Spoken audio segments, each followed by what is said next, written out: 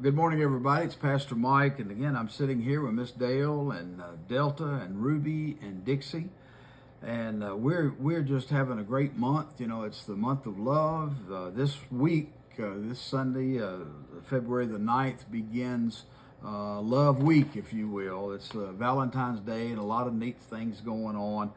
And so we're continuing to focus on the importance of love as far as discipleship building, disciple making.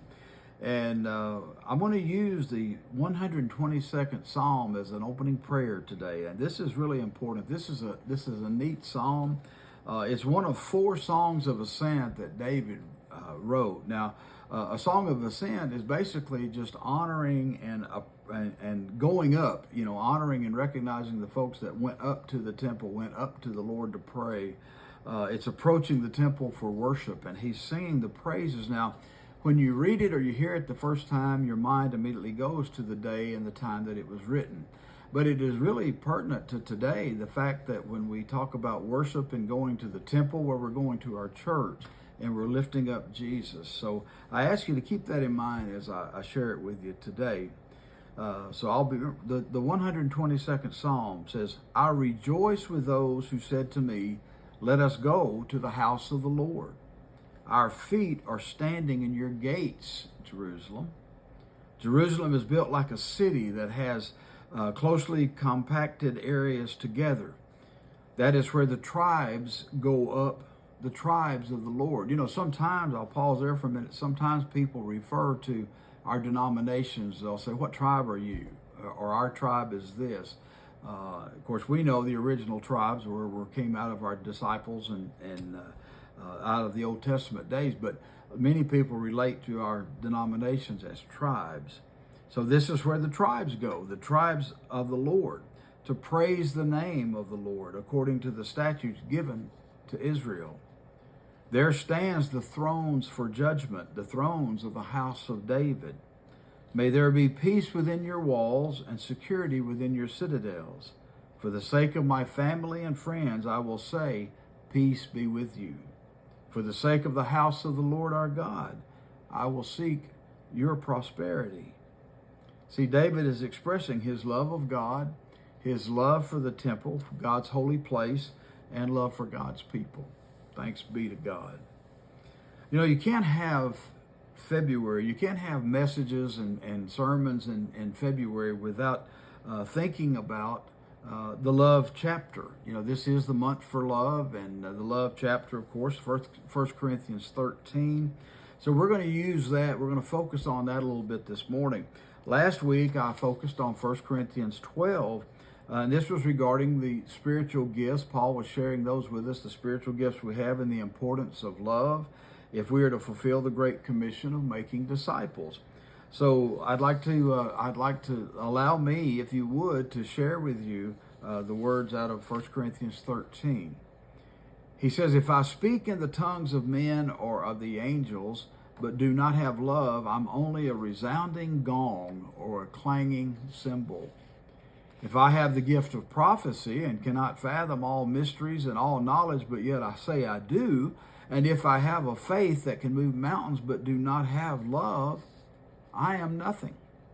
If I give all I possess to the poor and give over my body to hardship, that I may boast but do not have love, I gain nothing. Love is patient. Love is kind. It does not envy. It does not boast. It is not proud. It does not dishonor others, and it is not self-seeking.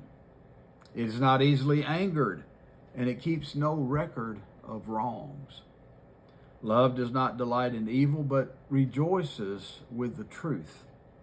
It always protects, always trusts, always hopes, and always perseveres.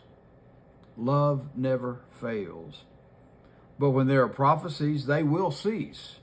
Where there are tongues, they will be stilled. And where there is knowledge, it too will pass away. For we know in part, and we prophesy in part. But when completeness comes, what is in part totally disappears. All that remains is fullness. When I was a child, I talked like a child. I thought like a child. I reasoned like a child. And when I became a man, I then put away childish things. For now we see only a reflection as looking in a mirror, but then we shall see face to face with God. Now I know in part, but then I shall fully know, even as I am fully known. And now these three remain: faith, hope, and love. But the greatest of these is love.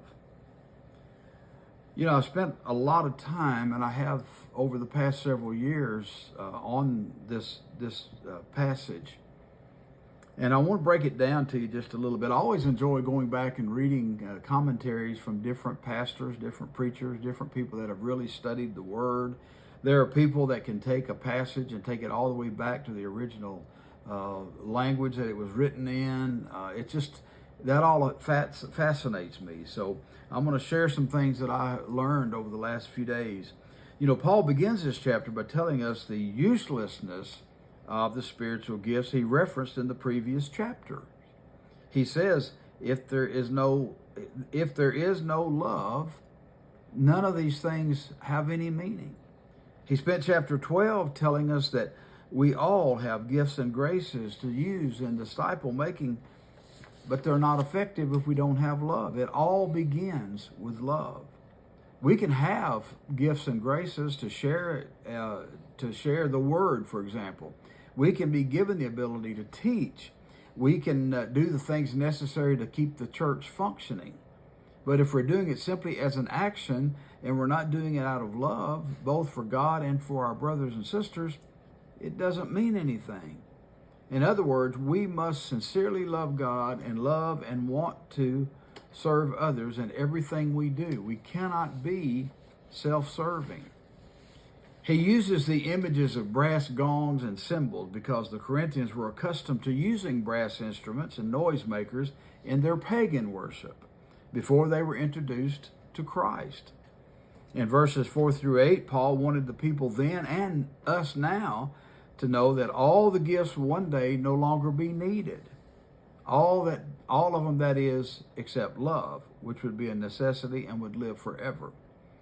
He says prophecies will fail, knowledge will go away, because they all will not be necessary once we're brought into the fullness of the kingdom, when we're brought face to face with Jesus. But love is the absolute nature of God and will always remain. Verses 9 and 10 reminds us that we cannot know or understand all things. We currently know and prophesy only in part, but we continue to worship Him. We continue to study. We continue to pray, prepare, growing in the maturity of Christ, so that when completeness comes, and by there I think he's referring to the second coming of Christ, when Christ comes, all that was part will go away. Everything in the kingdom, including our understanding, will then be complete and whole. Can you imagine what that's going to be like? We have questions. Everybody that I talk to, when they'll say, well, I read that, but I don't quite understand it, or there's just parts that I can never wrap my head around. Well, I really believe when He comes and we meet Him, face Him, we're going to have that complete understanding, because it's largely due to His love for us and our love for Him. We must remain faithful to what we learn and understand, and focus on our commitments to loving and following Him. We will see Him in His glory face to face. You know, James said it a different way. If you read the book of James, chapter 1, verse 23, it says, anyone who listens to the word but does not do what it says is like someone who looks at his face in a mirror, and after looking at himself goes away and immediately forgets what he looks like.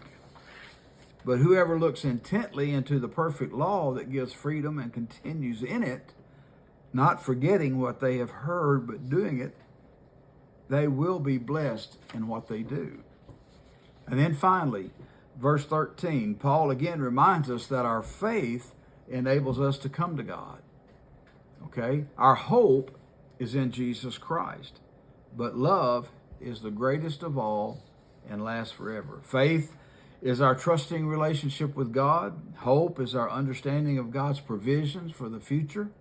And love encompasses all things that God is, all things we work for, the overall reason of God's grand design for mankind, and the sacrifice of his Son. Folks, love should dominate our existence.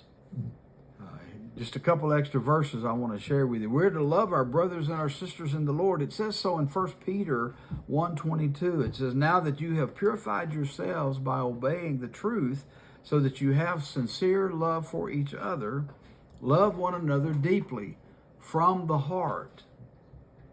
We're also to love our enemies. Now that's a hard one for people. Luke 6:35 says, but love your enemies, do good to them, and lend to them without expecting to get anything back. Then your reward will be great, and you will be children of the Most High, because he is kind to the ungrateful and wicked. Remember, he loves us and forgives us and continues to give us all kinds of blessings regardless. And then we are to love the workers of the Lord, the ones that witness to the whole wide world. John 13:34-35. Again, it says, a new command I give you, love one another. As I have loved you, so you must love one another. And by this, everyone will know that you are my disciples, if you love one another. Love is instrumental in all aspects of our life. Anything we do, say, act upon, or react must be done with the love of Christ in our hearts. For without love, the things we do are no different than the things that the people that are unsaved do. According to Paul, we must practice our works with love. We know that works does not save us. However, prove our faithfulness and love for God by loving through our good works. James 1:22 says it so clearly. It says, do not merely listen to the word and so deceive yourselves. Do what it really says. And then later on in James chapter 2, what good is it, my brothers and sisters, if someone claims to have faith but has no deeds? Can such faith alone save them? Suppose a brother or a sister is without clothes and daily food. If one of you says to them, go in peace, keep warm and well fed, but you do nothing about their physical needs, what good is that? In the same way, faith by itself, if it is not accompanied by action, is dead. But someday, someone will say, you have faith, I have deeds. Show me your faith without deeds, and I will show you my faith by my deeds. Works are done for the glory of God, no doubt, not for yourself. But when working, we must do so with the love of God in our hearts.